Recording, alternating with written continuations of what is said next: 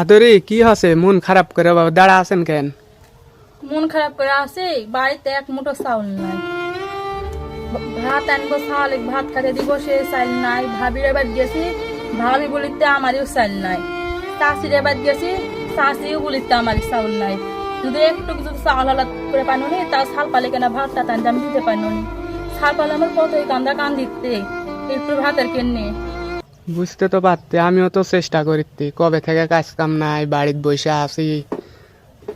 আমিও তো চেষ্টা কম করিনি। তো কি বলবো তোমাকে, কি বলবো, কাম নাই কাজ নাই, বাড়ির চাউল নাই, শালপাল গুলে না খেয়ে কান দিতে। আমি মা, আমি না খেয়ে তো থাকতে পারবো? আমার শালপাল কি না খেয়ে থাকতে পারে? ওরা ছোট শালপাল্লা কতজনের বাড়িতে না গেনো, একটুক চাউল পাইনো নে, পাইলে না ভালো হইল নি। আইনটা শালপালের মুখে টানা দিতে পারনো নি, আমরা নাই খাই, তাতে শালপালে দিতে পারনো নি। থাক কান্দ না, যে কোনো একটা ব্যবস্থা হবে। আল্লাহর কাছ তো ওরাই বলিতি যে না, আল্লাহ যেন মুখ তুলে তাকাইলো নি, আমাদের যেন অভাবে না দূর করলো নি। থাক দুঃখ করো না।